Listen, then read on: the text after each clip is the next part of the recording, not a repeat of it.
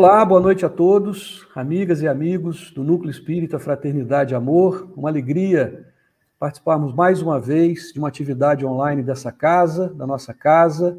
E hoje nós estamos aqui para mais uma edição da Revista Espírita de outubro de 1858.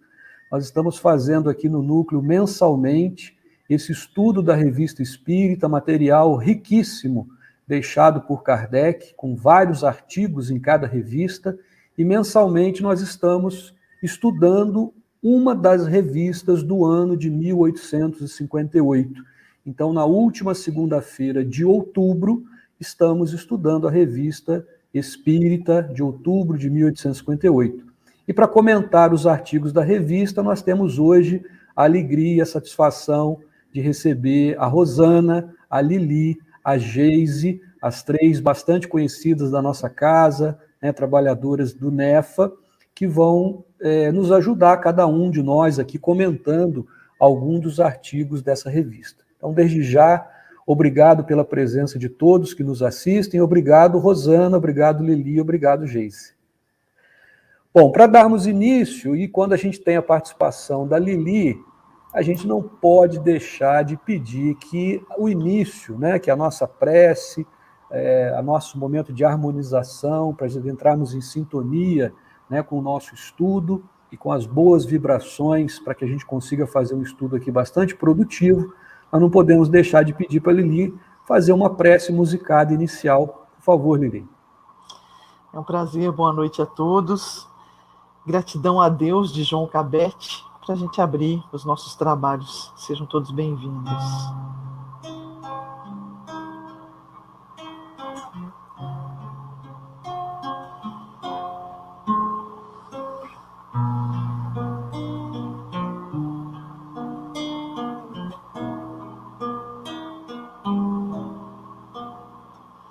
Quando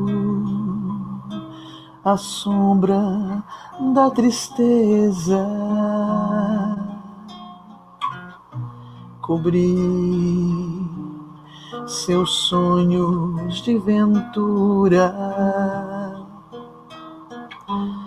quando você quiser chorar diante da taça da amargura,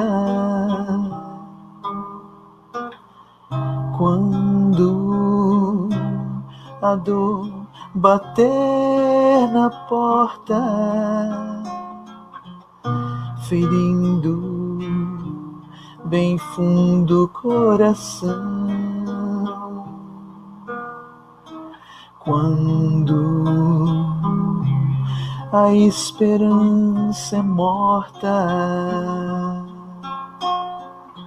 e a vida é amarga ilusão.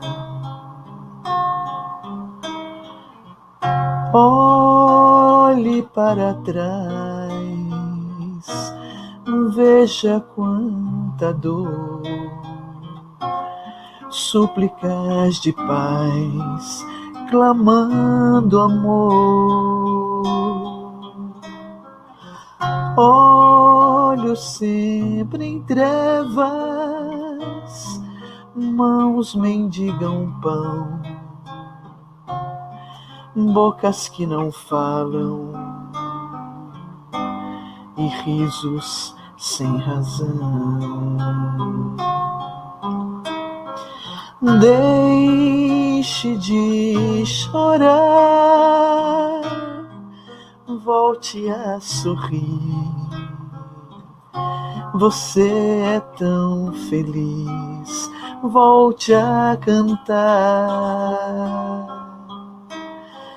Faça uma prece, seja grato a Deus, Ele sempre abençoa os filhos seus.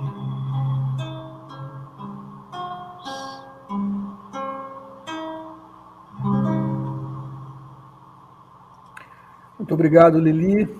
A letra dessa música é uma prece, realmente, né? Muito linda. Muito linda. E a música realmente nos traz assim uma sintonia muito boa, né? Para a gente iniciar os nossos trabalhos. Muito obrigado, Lili. Muito bem. Olha, nessa Revista Espírita, de outubro de 1858, nós temos 8 artigos.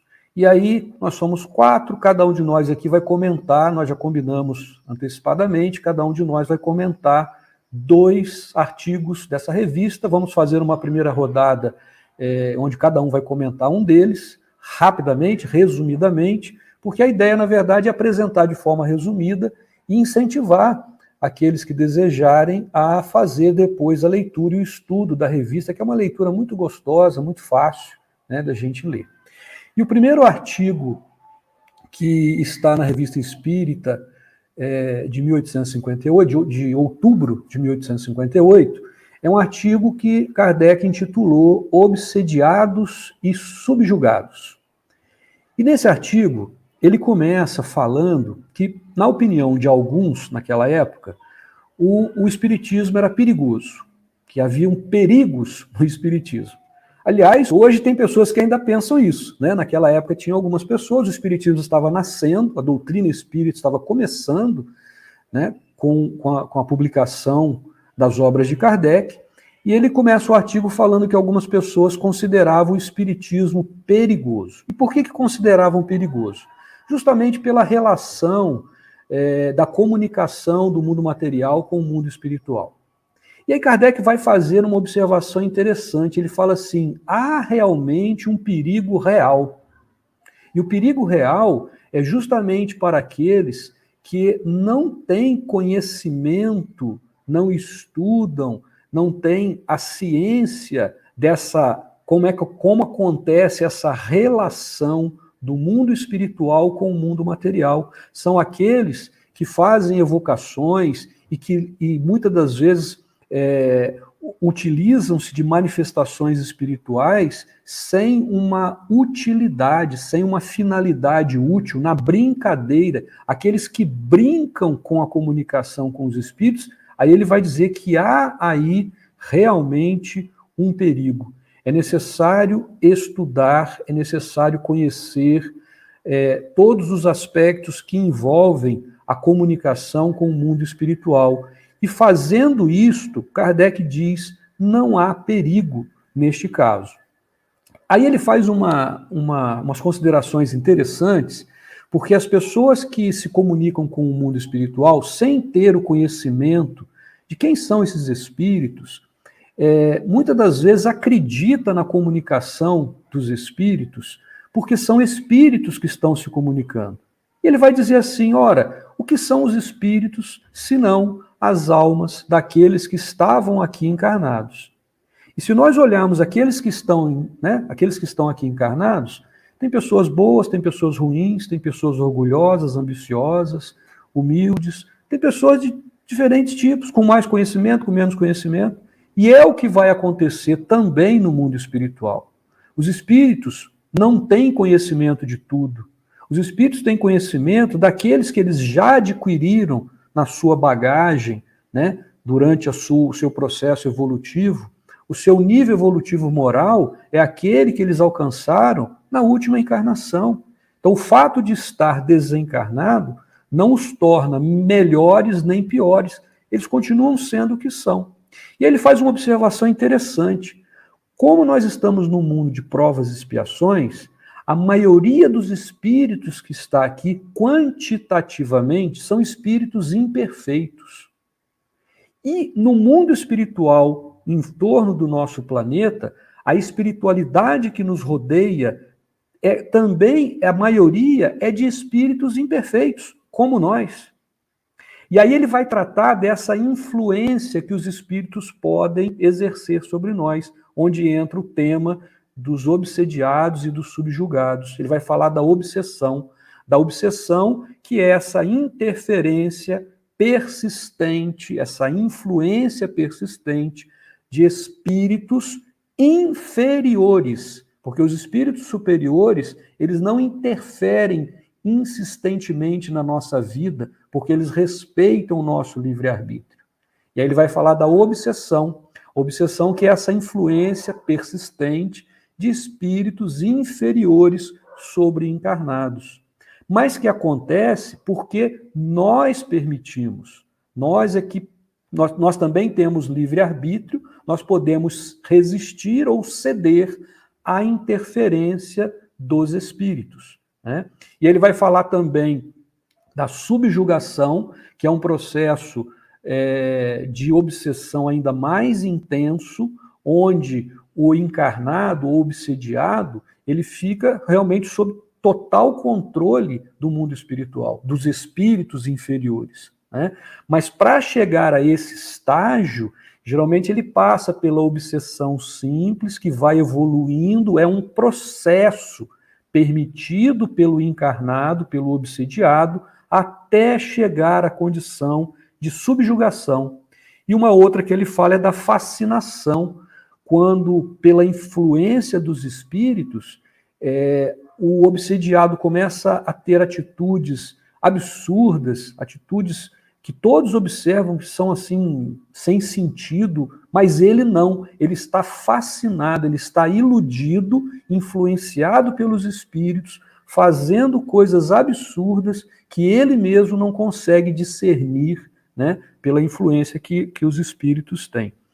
E aí ele vai citar um caso que a gente não tem tempo para relatar com detalhes, mas que é muito interessante, de um rapaz que identificou que tinha a mediunidade da psicografia, mas ele não conhecia ainda as obras de Kardec, ele não estudava o espiritismo, mas era um médium naquela época, e que começou a receber um monte de orientações absurdas, orientações de espíritos inferiores.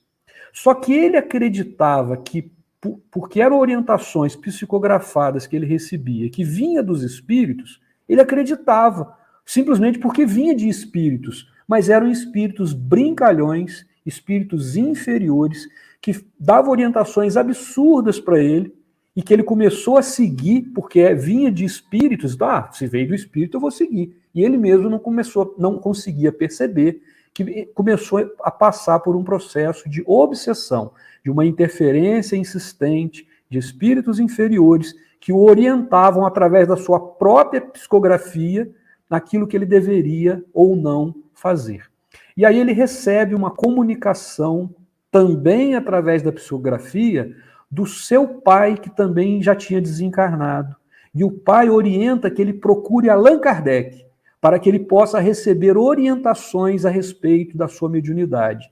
E quando ele vai procurar Kardec, mostrar as mensagens, as orientações absurdas que ele tinha recebido, Kardec já identifica que eram espíritos zombeteiros, espíritos inferiores, e passa então a orientá-lo a usar a sua mediunidade corretamente e a saber identificar os espíritos. Então é um artigo bem interessante, é um artigo longo, eu fiz assim de forma bastante resumida e muito interessante, com orientações inclusive para os médiuns, que por ter essa sensibilidade maior, eles podem ficar sujeitos a um processo de obsessão, de influência, né? E é preciso ter o estudo, o conhecimento, para aprender a lidar com essa situação. Então é esse o primeiro artigo. Eu não sei se alguém gostaria de fazer alguma observação, algum comentário. Se não tiver, vamos passar para o segundo, né? E o segundo, na sequência também da revista, a Rosana que vai nos explicar, é um artigo que vai tratar do emprego oficial do magnetismo animal. Rosana, por favor. Então, boa noite, né, para todo mundo. Obrigada aí pela oportunidade de estar aqui de novo com vocês, né? E de estudar a revista, que é um material riquíssimo, né? E esse artigo que eu escolhi aqui, o emprego oficial do magnetismo animal, é um artigo em que Kardec a gente vê que ele está comemorando uma etapa, né, a caminho da ciência, né, a caminho do que ele estudava, do que ele acreditava, do que estava sendo muito discutido na época. E, de princípio, eu acho bom já a gente diferenciar um pouquinho, porque a gente fala em magnetismo, as pessoas às vezes confundem, né, o magnetismo aquele da física, que é aquele magnetismo em que tem ali as partículas elétricas, né, elétrons, e que é referente às matérias, né, atração e repulsão de matérias, que a gente até remete sempre para o ímã. Não é esse magnetismo que a gente está falando aqui. Esse magnetismo animal é aquela transferência de fluidos entre as pessoas. Nós somos formados de fluidos, né? Tem uma vasta matéria sobre isso, até deixar uma dica aqui, quem quiser saber mais de fluidos na Gênesis, né, no capítulo 14, trata muito bem, dá uma visão bem ampla. Então, este magnetismo que a gente está tratando aqui é essa transferência de fluidos que cada um de nós temos, cada um numa proporção, cada um de uma forma. Então, começou esse artigo começa com uma carta de Estocolmo, onde relatam, né, para Kardec, isso foi em setembro de 1858, eles relatam a situação de saúde do rei Oscar e comunica que, apesar dos medicamentos e tratamentos em prol das enfermidades, ele continuava sofrendo com a doença e estava com a saúde muito arruinada. E as pessoas que estavam escrevendo a carta colocaram que os médicos do rei Oscar haviam recomendado que o magnetizador, e aí eu não sei bem a pronúncia, mas me parece que é Glugenstern, eles tinham recomendado que esse magnetizador fosse visitar o rei Oscar para começar um tratamento fluídico com ele, né? Eles falavam de magnetização, mas nada mais é do que um tratamento fluídico que a gente na doutrina conhece assim. Aí ele terminou a carta e aí veio o comentário do Kardec, né? Kardec veio comentar que se fosse um assunto de 25 anos atrás, o assunto era super... era impossível falar desse assunto publicamente, até para uma pessoa comum. Quanto mais agora publicamente falando para tratar um rei. Então, ele estava comemorando, porque o magnetismo, há 25 anos, era ridicularizado pela classe médica, pelas revistas científicas, e que hoje estava sendo falado assim tão explicitamente. Aí ele ressalta que ele comenta, né, da imprudência das pessoas, na verdade. Quando a gente se depara com algo novo, a gente, ao invés de ir lá procurar estudar, né, ele alerta para isso. Assim como ele fez, né, no caso das mesas girantes. Ao invés de você criticar e já se posicionar contra, vai lá, veja o que é realmente, se tem algum fundamento. Ele faz uma comparação que há algum tempo, né, as pessoas se opunham muito em 1858, naquela época, as pessoas estavam se opondo ao espiritismo. E aí ele comenta que, assim, comemorando que hoje, né, em 1858, já o magnetismo estava sendo reconhecido oficialmente. Então, ele tinha esperanças, né, de que as pessoas, que o espiritismo também chegasse a esse patamar de reconhecimento, né, de divulgação. Outra coisa que ele fala aqui é se realmente o magnetismo cura todos. Então, cura tudo e cura todos. E ele comenta que não é sempre assim. O tratamento fluídico, ele já fez muitas curas, mas também tem os seus limites. Principalmente porque as pessoas só procuram o recurso do magnetismo depois que já esgotou tudo quanto é medicamento, a doença já se agravou, e aí, por vezes, não é possível mais fazer mais nada. Mas também a gente tem que considerar que, pela doutrina espírita, né, a gente sabe que, às vezes, a doença é uma necessidade de resgate da pessoa. Então, por muitas vezes também, embora seja aplicado a terapia do magnetismo, a pessoa pode ser aliviada do problema, sempre é aliviada, né? Um magnetismo sério, feito por pessoas sérias, né, que se preparam para isso, sempre é um motivo de alívio. Se não for de cura, pelo menos é de alívio. E aí, no final, Kardec comenta, né, que as pessoas, ele lamenta até que as pessoas ainda, embora reconheçam o magnetismo, mas o sonambulismo ainda tinha muitas incrédulos ainda. E ele termina, e aí a gente também precisa só, né, ressaltar aí que o sonambulismo tem a sua definição no Livro dos Espíritos, né, na questão 425, para quem se interessar em saber um pouco mais, mas ele nada mais é do que a emancipação da alma, né, o espírito que, por alguns momentos, ele se desliga do corpo durante o sono, né? E às vezes até em vigília, às vezes até acordado, quando é um estado mais a pessoa mais sensível. Bom, e no final ele ainda comenta que ele lamenta, né? Porque o magnetismo e o espiritismo tem um laço muito comum.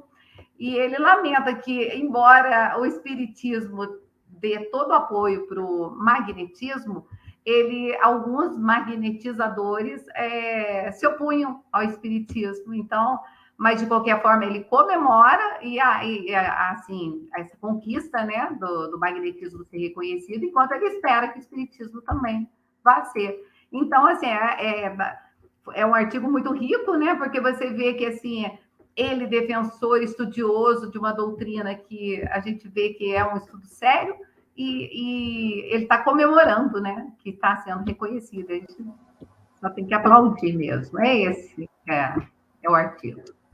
Legal, Rosana. É interessante, como você mencionou no início, que o magnetismo que hoje é estudado pela física, naquela época ele não era assim tão difundido, né? Já existia naturalmente, né, mas não era tão conhecido como é estudado hoje na física com esse nome.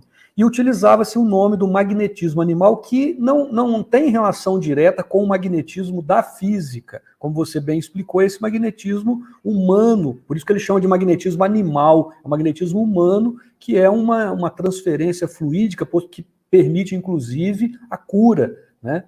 E tem um fato que poucas pessoas sabem, que não está na Revista Espírita deste mês de outubro, né, de 1858, mas ela está mais para frente, com um depoimento de Kardec contando uma experiência própria que poucos sabem, que ele próprio, em um momento da sua vida, teve um problema sério de visão e quase ficou cego. E pela medicina tradicional, ele não teria cura. E ele procurou, então, uma médium de cura, ou uma magnetizadora, que era o nome dado, né, naquela época, e que ele recebeu orientações e fez um processo de cura através de uma cura mediúnica, né? Isso está relatado na própria Revista Espírita, a gente vai ver em edições aí futuras, mas está relatado pelo próprio Kardec como sendo uma experiência pessoal dele, né?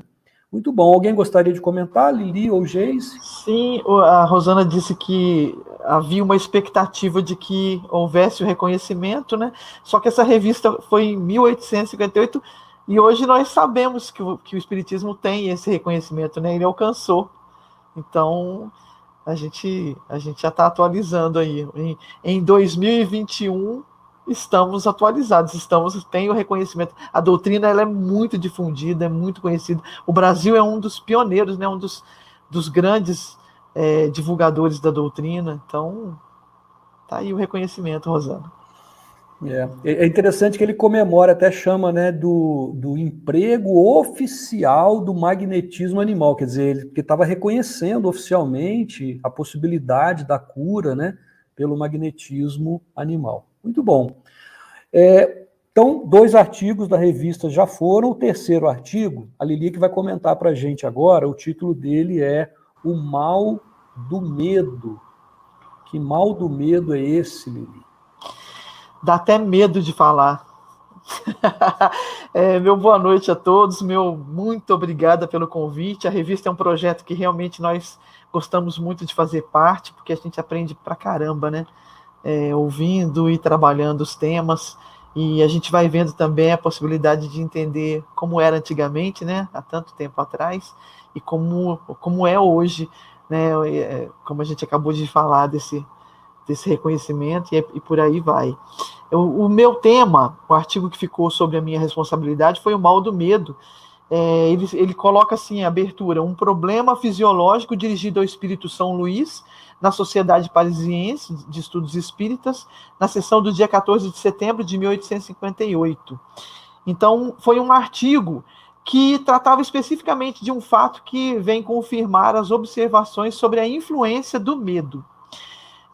O artigo diz o seguinte, que o doutor F., ele era médico, né, saía para visitar os clientes, e aí numa dessas visitas, dessas excursões, ele ganhou uma garrafa de rum espetacular, excelente.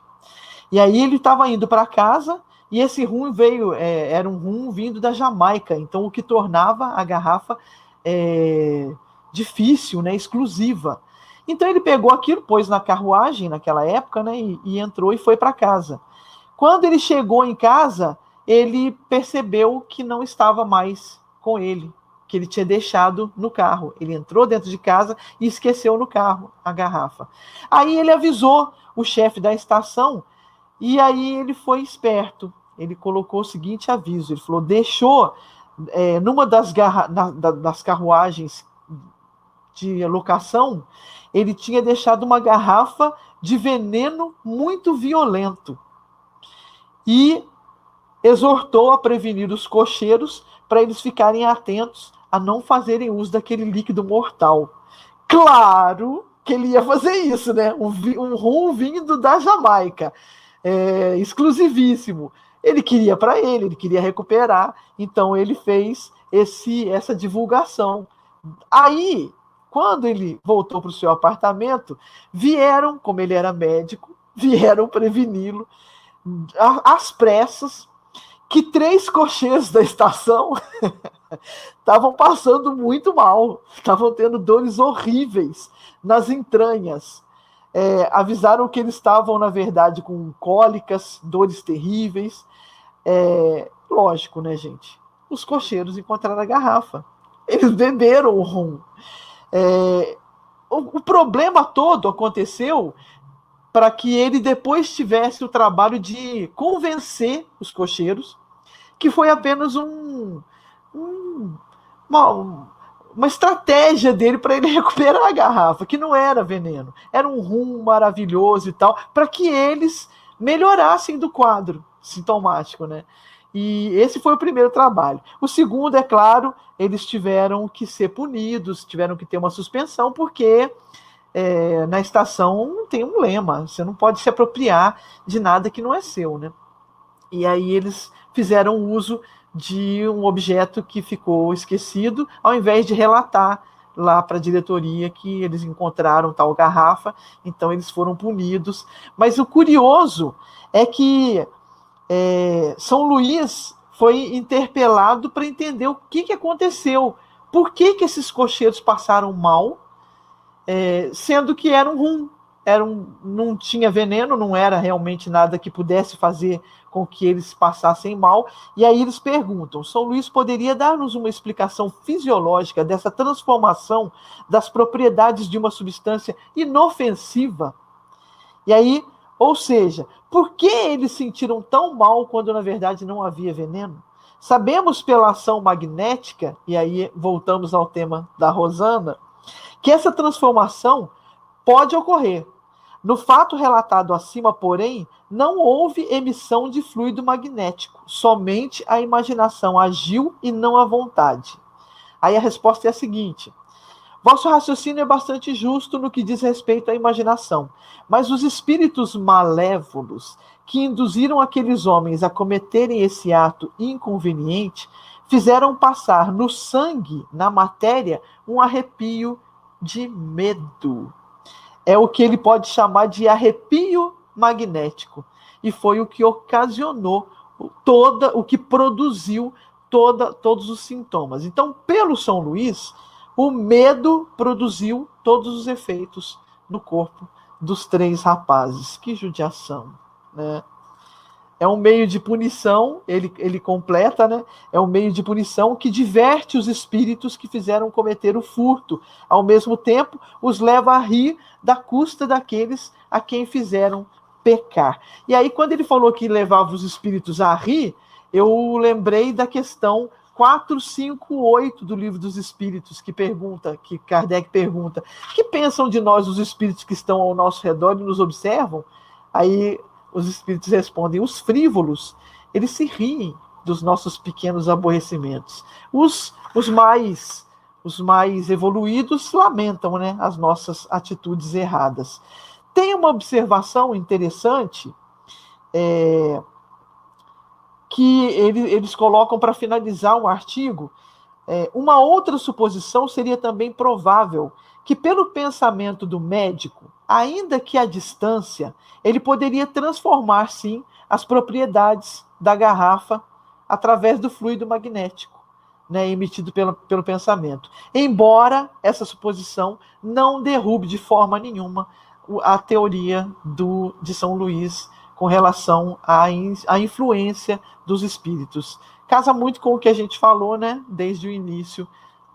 Questão 458, a questão 467 me chamou a atenção para a gente começar a encerrar. Kardec pergunta: a gente pode se libertar dessa influência dos espíritos que sempre nos solicitam ao mal? Que foi o caso, né? Eles também podem ter tido uma influência para poder tomar aquele vinho, porque moralmente elevado não fariam isso, né? Se não tivessem sintonizados. E aí eu me lembrei de uma outra historinha, a historinha do Chico. Macumba pega, o nome da historinha. Uma senhora ficou na fila de uma palestra do Chico o dia inteiro, esperando para ser atendida, porque ela queria fazer só uma perguntinha. No final do dia, ela estava cansada, de pé na fila. Chico foi atendê-la, chegou a vez dela, e ela muito calmamente fala para ele assim: Chico, eu fiquei o dia inteiro aqui, mas eu esperaria muito mais. Eu só tenho uma perguntinha para fazer para o senhor. Macumba pega? Aí ele muito calmamente riu e falou para ela assim: se eu jogar uma pedra na parede e ela tiver um buraco, o que acontece? Uai, a pedra vai passar. Mas e se ela não tiver um buraco? Se ela não tiver um buraco, a pedra vai voltar. É isso, minha senhora. Não dê abertura ao mal. Quando a gente dá o buraquinho, quando a gente dá abertura para o mal, aí a gente é influenciado e a gente tem todas as oportunidades para fazer tudo errado. Então essa é a nossa parte, esse foi meu artigo, Mal do Medo. Legal, Lili. E é interessante também que, além dessa questão da influência dos espíritos, a gente vê como que uma questão que é emocional ou psicológica pode somatizar e refletir no nosso corpo físico, né? Quer dizer, aquilo que eles sentiam ali, eles achando que era um veneno, e aí poderia até ter sido magnetizado algum tipo de... Mas não era o caso, né? Ali, como você explicou e no artigo diz, era o caso do que aquelas pessoas estavam sentindo, achando que tinha sido um veneno, conforme tinha sido anunciado, e aquilo somatizou, né? Então é algo que a gente precisa também. A gente sabe que isso acontece, né? Às vezes a gente tem preocupações, a gente tem ódio, tem raiva, isso aí começa a sentir no corpo, somatiza, né? Muito bom. Bom, o próximo artigo vai ser explicado agora pela Geise. É um artigo que Kardec intitulou como Questões de Espiritismo Legal. E a Geise vai nos explicar que questões são essas. Por favor, Geise, fica à vontade. Boa noite a todos, né? É sempre muito bom estar com vocês aqui, momentos alegres, né? Então, agradeço também mais uma vez o convite, tá bom? O primeiro relato que eu gostaria de fazer é sobre o artigo intitulado Questões de Espiritismo Legal, né? Eu confesso que foi um artigo agradável de ler, né, da forma como é escrito, né? Então esse artigo, né, Kardec primeiro ele relata, né, exatamente como foi escrito, né, um caso descrito por um advogado da Corte Imperial, né? Então esse primeiro, na verdade ele relata 3 casos, né? Os 2 principais eu vou trazer aqui resumidamente para a gente, né? Então, o primeiro está acontecendo ali em 1858 mesmo, né? O caso que foi parar na justiça, né? Então, nesse caso de 1858, né, um cidadão de Paris, ele compra um castelo, né, numa região um pouco mais afastada ali de Paris, né, e vai com seus amigos passar uma temporada nesse castelo. Na primeira noite, né, estão ali felizes, né, comemorando, todo mundo alegre, né, mas essa alegria não permanece após a primeira noite, né, dormindo ali no castelo, né? Todos acordam assustados, né, com a fisionomia totalmente alterada, né? Até que eles tomam coragem, né, e relatam o que realmente eles passaram, né? Um conta para o outro, né? Então, eles relatam que escutaram vozes, né, que viram tapeçaria se movimentando, morcegos, né? Então, uma série de formas, né, que deixaram eles assustados.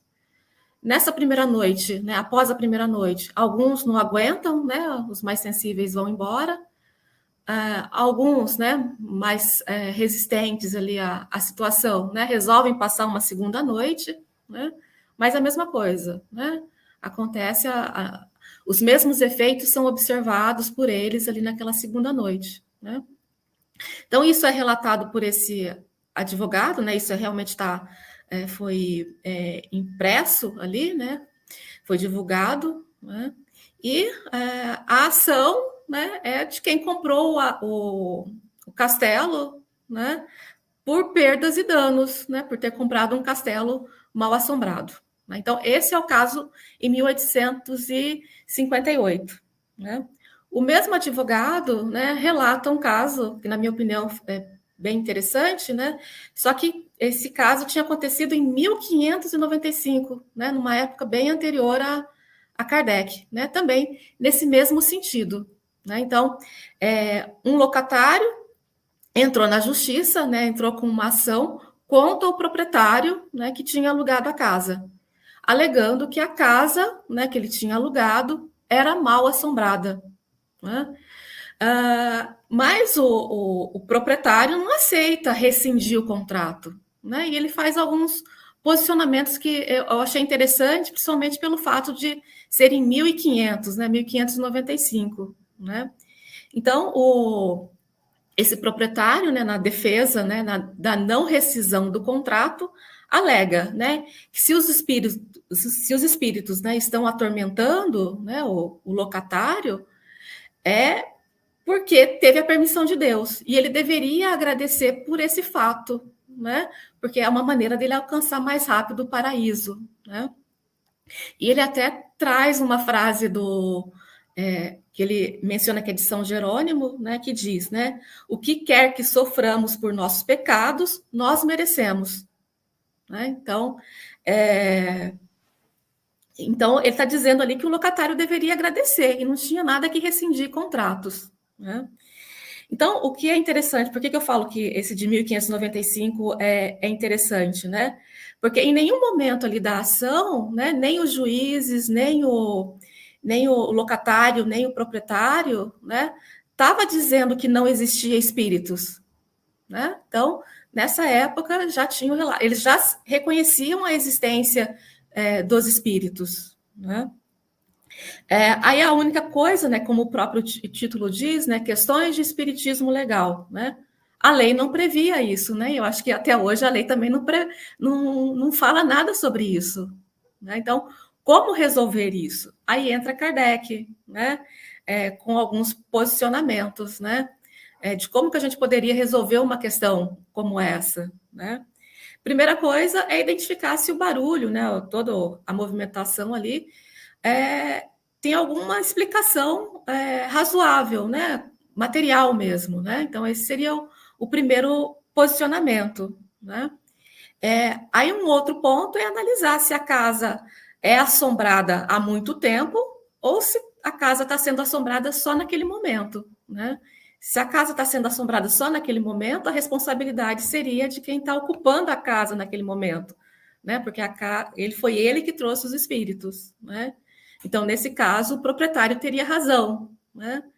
Agora, caso a casa, né, por si só é assombrada, né, vamos assim dizer, né, a responsabilidade seria do proprietário. Né? Então, são esses posicionamentos que o Kardec coloca, né? E em um outro momento ele fala, né, que manifestações dos espíritos, né, numa determinada localidade, né, sem necessariamente vínculo a uma pessoa, né, a um espírito encarnado, podem acontecer, né, mas acho que na grande maioria dos casos, né, ela está vinculada a uma pessoa, né, que baixa a guarda, né, baixa o padrão vibratório, né, que é o caso que a Lili contou aí, né, que o Chico, né, relatou, né, então é bem interessante. Eu gostei bastante do artigo. É um assunto sério, né, a gente entende, né, mas a forma como foi relatada, né, deu leveza e foi agradável fazer a leitura desse artigo. Ô, Geise, eu achei interessante a sua colocação, porque eu sou locador. Então, o meu padrão de contrato não tem cláusulas assim que prevêem uma assombração. E a gente é espírita, né? Nós é que deveríamos dar o exemplo e colocar alguma cláusula do tipo. Então, mantenha um bom padrão vibratório aí, que você não vai ter problema não, viu, Lili? Olha, realmente é muito interessante, porque esse assunto, inclusive chamado de casas mal assombradas, que a gente sabe que nada mais é do que uma ação aí de fenômeno de efeito físico, né, feita por espíritos, mais uma vez, espíritos inferiores, porque espíritos superiores não se ocupam desse tipo de atividade, né, e de fenômeno. Geralmente espíritos que estão ligados ou àquela casa, ou coisa material, ou às pessoas que estão naquela casa, como foi mencionado, mas o curioso, realmente, existem vários relatos desses, mas o que é interessante nesses casos que a Geise trouxe desse artigo, é que foram assuntos que foram parar na justiça, né, que foram levados à justiça e que a justiça não questionou o fenômeno em si, não sabe como lidar com algo desse, onde, né, a pessoa está, um locatário ali reclamando na justiça porque a casa que ele alugou é mal assombrada, e aí? Quer dizer, isso não foi questionado pela justiça, né? Às vezes não tem uma solução, e tem vários casos desses de fenômenos. A Lili tinha citado um caso do Chico, tem um caso do Chico bastante conhecido, envolvendo o espírito Humberto de Campos, que foi parar na justiça também, né? Que era um espírito conhecido quando encarnado, um autor, que passou a se comunicar e o Chico, né, a publicar os livros como sendo a psicografia do Humberto de Campos, e a família entrou na justiça requerendo direitos autorais. E aí outro caso que a justiça também não tem como resolver, porque não está previsto na lei isso, uma coisa do espírito está comunicando, né? Muito interessante. Bom, gente, a gente olha o relógio aqui, vou ter que correr agora, porque nós temos 4 artigos ainda. O próximo sou eu mesmo que vou comentar, ele é intitulado Teoria do móvel de nossas ações, ou seja, o que move as nossas ações, o que motiva as nossas ações. E Kardec vai fazer ali um desenvolvimento em contraponto a uma doutrina que não é a doutrina espírita, e ele não cita, ele só fala uma doutrina que defende que as nossas ações, a ação do ser humano, ela é consequência dos nossos próprios instintos, da nossa organização física e da nossa natureza. Então, se eu tenho uma natureza boa, eu vou agir bem, eu vou ser uma pessoa boa. Se eu tenho uma natureza má, eu vou agir mal, de acordo com a minha organização física. Naturalmente que não é esta a teoria, né? Não é este o princípio defendido pela doutrina espírita. E aí, então, nesse artigo, ele vai colocar qual é a teoria espírita para o que move as nossas ações. Então, ele vai nos dizer que aquilo que nós conhecemos, que nós, na verdade, não temos uma natureza, né, nem boa nem má. Nós somos criados simples e ignorantes, destinados ao bem. Mas a nossa natureza, por criação, nós não somos nem bons nem maus. Então não existe uma questão de natureza boa e má, como defendem algumas doutrinas. Nós somos criados simples e ignorantes para atingir a condição de espíritos perfeitos, de espíritos bons, e temos um processo a seguir, né, até atingir essa condição através das várias encarnações. E temos o livre-arbítrio, a possibilidade de escolher. E erramos. E quando erramos, né, nós temos oportunidade de corrigir esses erros. Então, ele vai fazer todo esse desenvolvimento de que o que move as nossas ações, na verdade, é o nosso livre-arbítrio, é a nossa capacidade de escolher, nós é que temos as rédeas das nossas ações. Ele vai falar aqui da influência que os espíritos exercem sobre nós. Então, o mundo espiritual está sempre também, de certa forma, nos induzindo a agir desta ou daquela maneira. Mas nós temos possibilidade de ter influências boas ou más, depende da nossa sintonia. E aí, de novo, as rédeas estão no nosso controle. Porque a nossa sintonia, o nosso pensamento no bem, a nossa vontade de fazer o bem é que vai nos sintonizar com espíritos que vão nos influenciar para o bem ou que vão nos influenciar para o mal, se essa for a nossa vontade, né? E aí ele finaliza com uma frase que eu acho muito interessante: não há arrastamento irresistível. Ou seja, não há uma influência nem boa e nem má. Isso é que é o legal. Não há arrastamento irresistível, nem para o bem, nem para o mal. Porque se existisse para o bem, os bons espíritos já teriam nos arrastado para o bem. Ele não nos arrasta para o bem, porque ele respeita o nosso livre-arbítrio, ele nos sugere, ele nos orienta, né? E não há arrastamento irresistível para o mal também, porque nós podemos resistir. Os espíritos inferiores, eles são mais persistentes, eles ultrapassam até a nossa liberdade, o nosso direito, aí, o nosso livre-arbítrio. Eles insistem, né? Mas não há arrastamento irresistível. Nós podemos resistir e vamos resistir, porque a nossa tendência, o nosso destino é ser espíritos bons, né? É sobre isso que ele vai tratar neste artigo. Muito bem. Olha, infelizmente a gente não vai ter tempo agora para fazer mais comentários, eu já vou passar direto para o outro artigo, que é o da Rosana, onde ela vai falar, mais uma vez, está relacionado ao magnetismo, e dessa vez sobre o magnetismo e o sonambulismo ensinado na igreja. Por favor, Rosana, fica à vontade. Bom, então, na verdade, é uma continuidade do anterior, né? Enquanto no anterior Kardec estava comemorando o reconhecimento, né, pela medicina da ação do magnetismo, né? Que o magnetismo podia ser utilizado para efetuar a cura, para tratamentos, né? Ele está comemorando, de certa forma, né, que a igreja estava ensinando magnetismo e sonambulismo através de uma cartilha, de uma espécie de um livro de perguntas e respostas que o vigário lá da região, de uma região da França, estava passando como se fosse um catequismo na igreja da época, né, na igreja, ensinamentos cristãos. E aí ele coloca aqui, né, que ele estava vendo a adesão da igreja, demonstrando que as ideias mais saudáveis fazem enfraquecer os preconceitos. Quer dizer, quando você tem uma ideia melhor, os preconceitos vão sendo deixados de lado.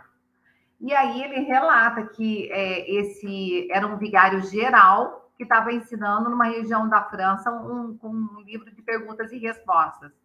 Eu tinha programado de ler algumas perguntas aqui, respostas, mas eu não vou ler tendo em vista o tempo, né?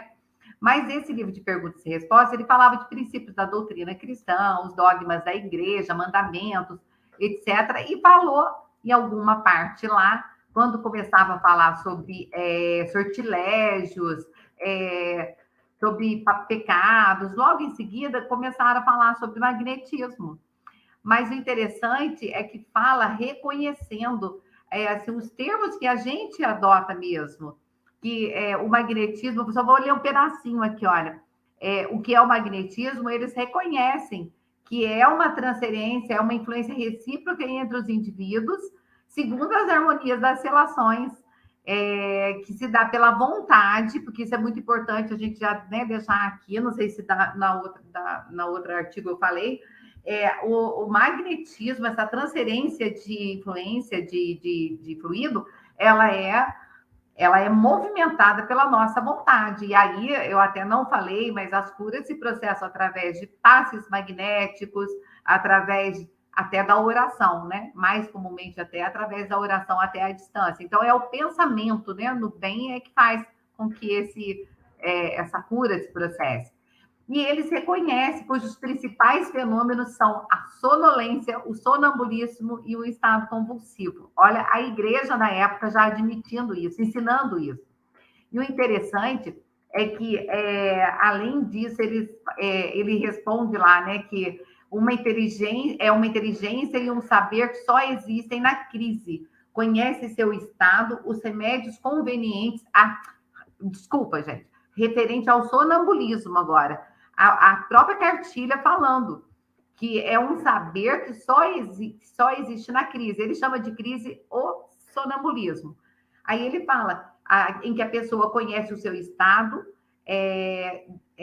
ditam remédios convenientes para as doenças, e bem assim como conseguem ver pessoas afastadas. Então, é um pleno reconhecimento de que durante o sonambulismo, né, o espírito se desprende da alma e que ele é possível relatar, assim, verificar a doença que a pessoa tem quando está no estado sonambúlico. Então, assim, a comemoração, prescrever remédios, né, que eu acabei não dando sequência aqui, ver pessoas, então a pessoa vê sem os olhos da carne, né, vê pelos olhos do espírito, ouve pelos olhos do espírito. Então, Kardec faz essa, entre aspas, comemoração, dizendo que é mais um motivo, né, para verificar que as coisas boas são reconhecidas e que essa foi mais um fato de um livro que estava transitando para as pessoas comuns e através de um vigário, né, de um padre que na época ainda era, né, a igreja que imperava. Então, esse é o comentário, mais um comentário dele agora na esfera da religião mesmo. É interessante, Rosana, só um comentário rápido, que tem muitos princípios desses, que na época era colocado a questão do magnetismo animal, que também era estudado por Kardec pelo Espiritismo, numa cartilha de catecismo da igreja, né? E que, com o passar do tempo, tem muitas coisas que foram retiradas, proibidas, né? E não são apresentadas, mas ali apresentado dentro de um documento oficial, de uma cartilha da Igreja Católica, na época, né? Apresentando esse tema. Muito bom. Olha, o próximo vai ser, então, um artigo que a Lili vai nos explicar, que vai falar sobre fenômenos de aparição. Lili, fica à vontade. Exatamente. Meu artigo não é muito comprido, não, ele é bem rapidinho, e é interessante porque conta um fato que aconteceu e foi relatado nos jornais dos Estados Unidos, aconteceu na pequena cidade de Litchfield, no Kentucky, e lá tinham muitos adeptos da doutrina espiritualista, o espiritualismo magnético. Então, muita gente acreditava naquilo. E entre esse pessoal tinha uma família, a família Park, era a mãe, o pai, 3 filhos já adultos, e eles eram bem fervorosos, eles acreditavam bastante. Só que a senhora Park tinha uma irmã, a senhora Harris, que era descrente totalmente. A gente sabe como é complicado a harmonia de uma residência onde a gente vê aí um espírita e vários católicos e evangélicos, eles falam uma língua diferente, não se harmonizam. Então tinha um desconforto na casa por conta dessa senhora Harris não acreditar em absolutamente nada. Aconteceu então que a mãe, a senhora Park, ela foi acometida de um mal súbito e os médicos disseram que não tinha cura, ela passou a ter alucinações, febre, constantemente doente, e aí a senhora Harris, que era a que não acreditava em nada, ficava lá às noites em claro, cuidando da irmã. No 4º dia da doença, a senhora Park levantou assim da cama, abrupta, pediu água e começou a conversar com a irmã dela, e aí ela falou para ela assim que ela ia morrer, ela ia dizer, eu vou te deixar, sinto que a morte está se aproximando, mas pelo menos a minha partida desse mundo vai servir para te convencer. Morrerei dentro de 1 hora e serei enterrada amanhã. Evita com muito cuidado não seguir o meu corpo ao cemitério, porquanto meu espírito, ainda revestido dos seus despojos mortais, virá aparecer-te mais uma vez. Então ela dá um conselho para a irmã. Fala assim, não vai acompanhar o meu corpo não, porque eu vou aparecer para você.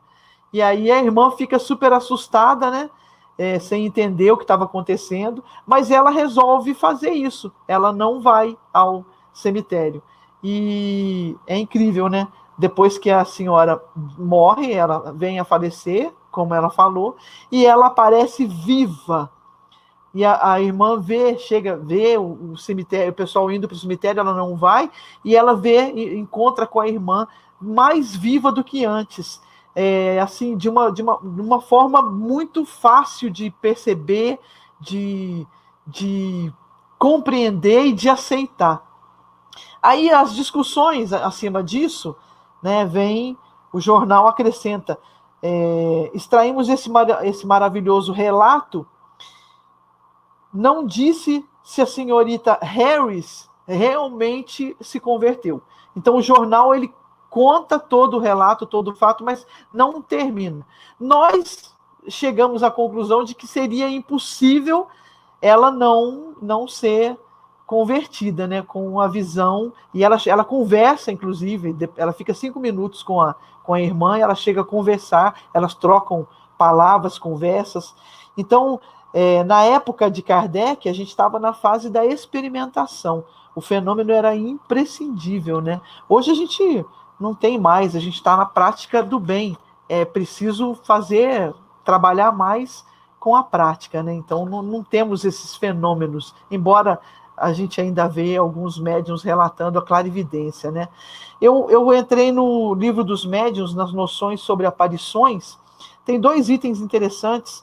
O item 4, que diz, eles perguntam qual o fim, né, para que esses espíritos se manifestem visivelmente. E aí eles respondem, depende, pode ser bom ou pode ser mal. E aí no item 8º, ele pergunta, uma vez que é inconveniente, vemos os espíritos o tempo todo, e realmente a gente sabe que foi uma questão anterior, por que em certos casos se permite? E aí a resposta vem fechar o artigo, para dar ao homem uma prova de que nem tudo morre no corpo, a individualidade se conserva após a morte. Então, por isso a gente chega na conclusão de que a senhorita Harris provavelmente deve ter se convertido. Esse era o meu artigo. É a comprovação da imortalidade da alma, né, Lili? Assim como Jesus depois apareceu para alguns após a sua crucificação, né? Também como a comprovação ali, olha, a morte não é o fim, sim, a alma é imortal. Sim, essa é a grande mensagem que tem num fenômeno como esse. Muito bom, excelente. Muito bem, então agora o nosso último artigo desta Revista Espírita, de outubro de 1858, é um artigo que vai ser explicado pela Geise, e o título desse artigo é Assassinato de 5 crianças por outra de 12, um fato real acontecido naquela época, que Kardec vai citar e vai analisar esse caso. Por favor, Geise, fica à vontade. Então, esse artigo é um artigo curto, né? Mas, por um outro lado, não é um artigo tão leve quanto o anterior, né? Infelizmente, casos como esses, né, ainda acontecem, né, nos dias atuais, né? Mas, como eu mencionei, é um artigo curto, né? Ele relata o que aconteceu. Então, um jovem de 12 anos, né, prendeu numa caixa, né, 5 crianças, até que essas crianças, né, viessem a óbito, né, por pura maldade, né? E após as investigações, né, realmente chegou-se à conclusão que era esse jovem, e ele confessou, né, o ato que ele tinha cometido de maneira fria, né? Aí depois, então, esse é o relato, né, do caso, e depois Kardec, não está explícito, né, mas dá a entender que é numa sessão mediúnica, né, onde um espírito é questionado, né, sobre o fato que aconteceu, né? Então tem uma série de questões para esse espírito. É um espírito de uma jovem, né, de 12 anos, mas de um nível espiritual elevado, né, que vem responder algumas questões que são ali colocadas, né, que são questões que normalmente a gente também faz quando a gente vê esse tipo de situação, né. Eu não vou aqui mencionar todas, né, mas eu vou escolher uma aqui para relatar, né, que é a questão 3, né? Quando a maldade existe numa criança que não raciocina, não denotará a encarnação de um espírito muito inferior? Né? Então, essa foi a pergunta feita, né? E o espírito responde, né? Nesse caso, procede diretamente da perversidade do coração. É seu próprio espírito que domina e o impele à perversidade, né? Muitas vezes, né, a gente vê uma criança linda, maravilhosa, fofinha, né? Mas a gente não sabe que espírito que está ali, né, vivenciando aquele corpo, né? Pode ser um espírito não evoluído, né, que está vindo pela primeira vez na Terra, né, de uma outra, de um planeta, né, inferior, né? A gente não sabe a idade desse espírito, né, se é um espírito jovem ou não, né? Então, são questões como essa, né, que nessa sessão mediúnica, né, são questionadas, né, que muitas vezes são nossas questões. Então, aqui, sugestão de leitura, né, porque é um tema que a gente realmente tem curiosidade em saber um pouco mais, né? Então, é isso. Geise, muito obrigado pelo relato desse artigo também, né? E a nossa intenção aqui, como a gente sempre diz, é fazer uma apresentação resumida desses artigos da Revista Espírita para incentivar a leitura.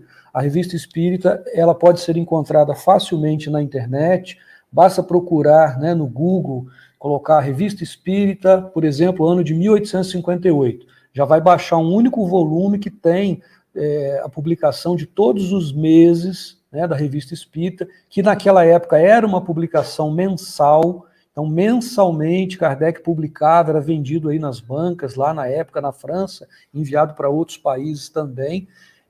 Depois foi traduzido aqui para o português. Hoje a gente tem esses volumes encadernados, as 12 edições de um ano, e ela foi publicada aí até a desencarnação de Kardec. Então é fácil a gente encontrar, basta procurar no Google que encontra o documento PDF para ver mais detalhes, aqueles que tiverem interesse.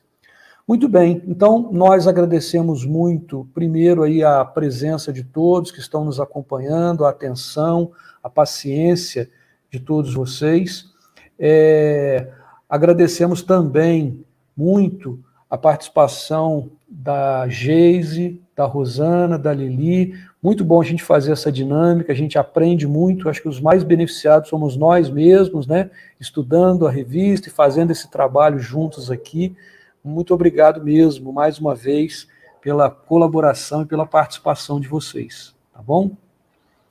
Muito bem, a gente começou com a Lili, vamos terminar com a Lili com mais uma prece para a gente finalizar com música e com uma prece musicada. Agradecendo a todos. Muito obrigado, Lili, fica à vontade.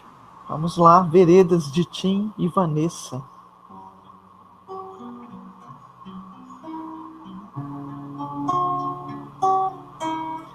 Elias no Carmelo, na defesa do Torá, ateia fogo às toras, condenando os adoradores de Baal.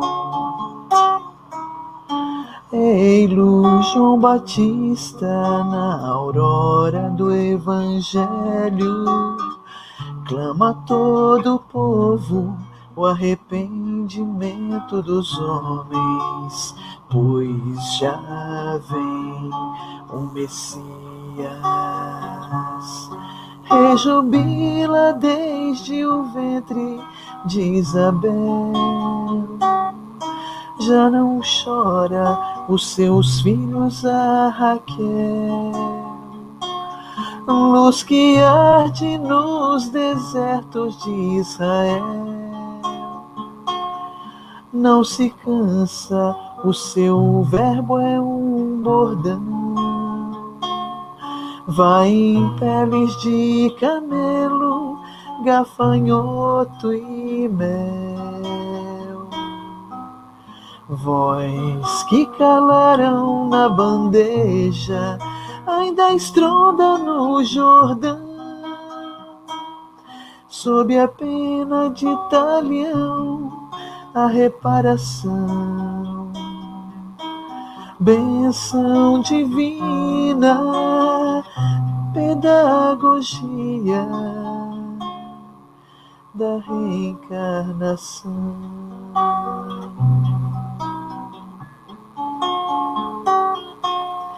Endireitai as veredas do amor, reconduzindo o rebanho ao pastor.